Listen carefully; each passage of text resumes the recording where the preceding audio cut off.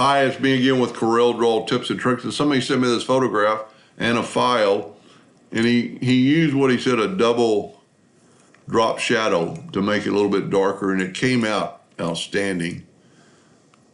I see a couple of problems in it, but it evidently worked for him, and it might just be the way my Corel opened up. It's a CMYK white. So let's move this out of the way. I'm trying to cover up the logo so I won't infringe on his logo. Unless I've changed your nudge distance to 3 and I've changed your duplicate distance to 0, 0. Let's Control D and make a duplicate of that guy and move it over. Now, let's see if we can't just grab the white and we've got an outline there, and maybe I'm trying to get just the outline. So what I'm going to do, I'm going to smart fill the outline with a RGB white. And now I've got it. So I'm going to make a duplicate of that. I'm going to move it over and I'm going to give it a black outline. And then I'm going to fill it in with white, or fill it in with black, an RGB black. And then let's use the drop shadow on this. Just go up to right here to shadow tool, drop shadow, and let's just come off this a little bit.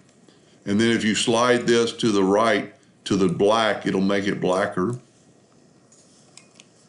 Let's Control D and make a duplicate of that.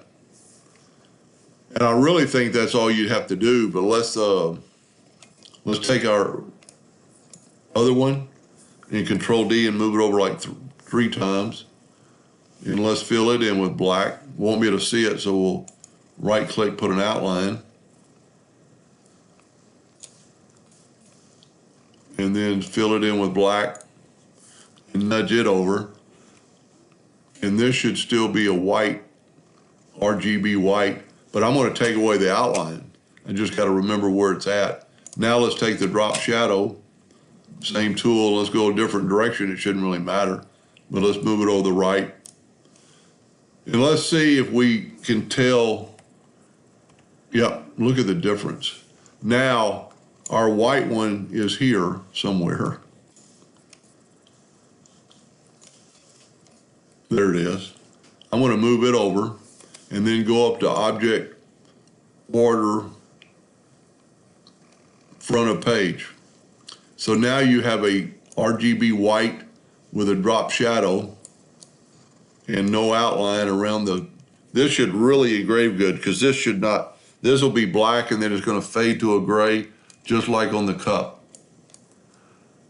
And I'm hoping he'll watch it. I'm going to send it to him, and if he watches it, I'm going to see if I did anything different than he did to get that effect. And if I do, I'll make a second video. But that's a double drop shadow using on a black cup, which when he first told me, I said, you can't really do that when you're engraving, but on a black cup, it worked pretty well. Hope that helped a little bit. Thank you for watching.